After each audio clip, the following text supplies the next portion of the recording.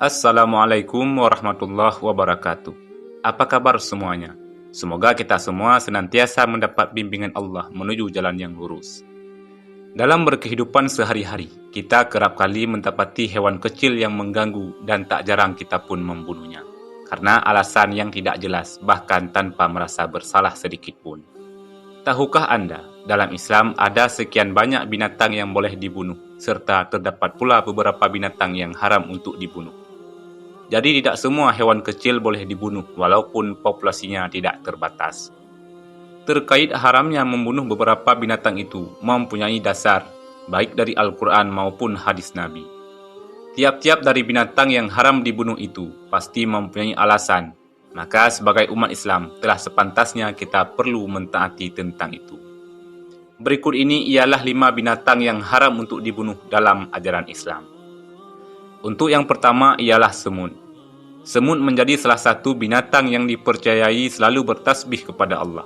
Binatang kecil tersebut juga merupakan bala tentara Allah yang terbanyak. Semut sebagai salah satu binatang yang dilarang untuk dibunuh dalam agama Islam. Dari Abu Hurairah radhiyallahu anhu bahwa Rasulullah sallallahu alaihi wasallam bersabda, salah seekor semut sempat menggigit salah seorang nabi. Kemudian nabi itu menyuruh seseorang untuk mendatangi sarang semut serta membakarnya. Namun kemudian Allah mewahyukan kepadanya, apakah cuma sebab seekor semut menggigitmu, lalu kalian membasmi satu umat yang senantiasa bertasbih kepadaku? Hadis riwayat Muslim. Kadang kita sendiri sering lupa untuk senantiasa bertasbih kepada Allah. Tapi kita malah membunuh semut yang notabene senantiasa melakukan ibadah yang sering kita lupakan, yaitu zikrullah dengan bertasbih. Maka dari itu, marilah kita bertaubat dan memohon ampunan apabila kita sering melakukannya.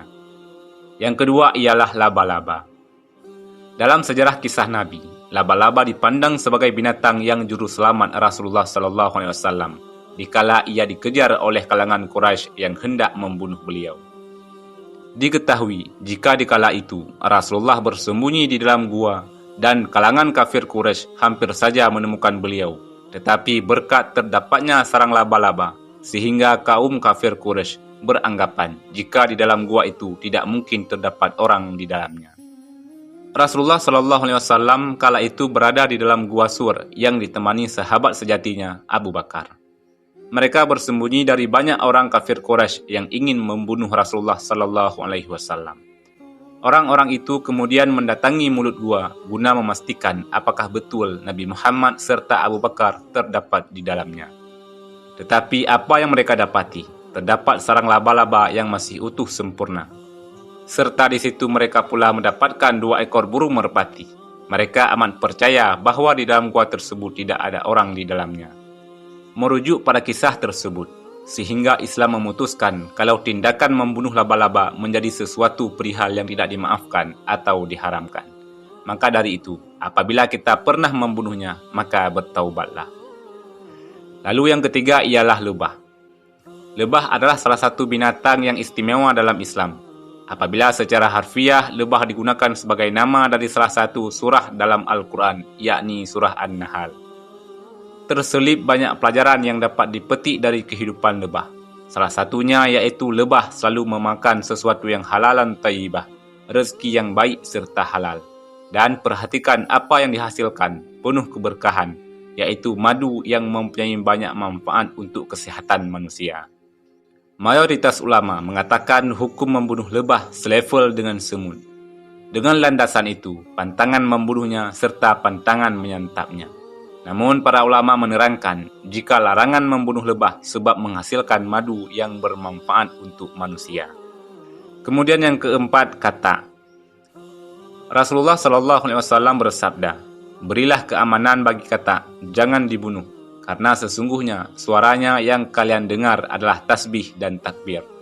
Sesungguhnya hewan-hewan ini meminta izin kepada Rabb-nya untuk memadamkan api dari Nabi Ibrahim. Maka diizinkanlah bagi kata, kemudian api menimpanya. Maka Allah menggantikan untuknya panas api dengan air. Hadis riwayat Abu Sa'id Asy-Syami Ibrahim bin Abi Abalah dan Aban bin Saleh. Lalu yang kelima ialah burung hudhud. Burung hudhud merupakan salah satu binatang yang disebutkan dalam Al-Quran. Burung ini amat terkenal dalam kisah Nabi Sulaiman karena menjadi utusan yang mengantarkan pesan Nabi Sulaiman pada Ratu Bilqis. Keistimewaan burung tersebut menyebabkan binatang yang satu ini haram untuk dibunuh. Sesuai dengan ketentuan Islam, membunuh hewan yang tidak bersalah jelas tidak dapat dibenarkan.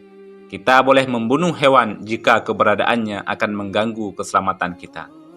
Maka dari itu, marilah mulai dari sekarang untuk berhati-hati dalam bertindak, walaupun itu hanya membunuh hewan kecil sekalipun.